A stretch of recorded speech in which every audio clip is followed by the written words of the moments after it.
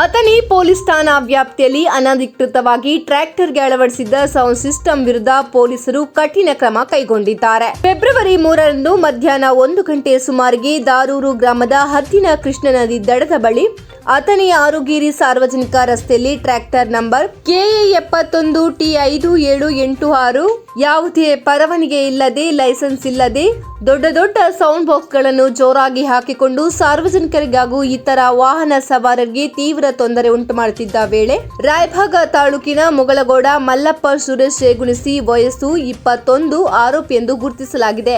ಈ ಸಂಬಂಧ ಆರೋಪಿತನ ವಿರುದ್ಧ BNS ಕಾಯ್ದೆ 2023 ಕಾಲಂ 281 ಮತ್ತು ಕರ್ನಾಟಕ ಪೊಲೀಸ್ ಕಾಯ್ದೆ 1963 ಕಾಲಂ 36 ಅಡಿಯ ಪ್ರಕರಣದಲ್ಲಿ ದಾಖಲಿಸಲಾಗಿದೆ. ಪಂಚರ ಸಮಕ್ಷಮದಲ್ಲಿ ಅಂದಾಜು 20,000 ಮೌಲ್ಯದ ದೊಡ್ಡ ಸೌಂಡ್ ಸ್ಪೀಕರ್ಗಳನ್ನು ಹೊಂದಿರುವ ಬಾಕ್ಸ್ ಅನ್ನು ಪೊಲೀಸರು ಜಪ್ತಿ ಮಾಡಿ ವಶಕ್ಕೆ ಪಡೆದಿದ್ದಾರೆ. ಸಾರ್ವಜನಿಕ ಶಾಂತಿ ಮತ್ತು ಸಂಚಾರ ಸುರಕ್ಷತೆಗೆ ಅಡಚಣೆ ಉಂಟು ಮಾಡುವ ಯಾವುದೇ ಕೃತ್ಯಗಳ ವಿರುದ್ಧ ಇನ್ನೂ ಕಠಿಣ ಕ್ರಮ ಕೈಗೊಳ್ಳಲಾಗುವುದೆಂದು ಅಥಣಿ ಪೊಲೀಸರು ಎಚ್ಚರಿಕೆ ನೀಡಿದ್ದಾರೆ.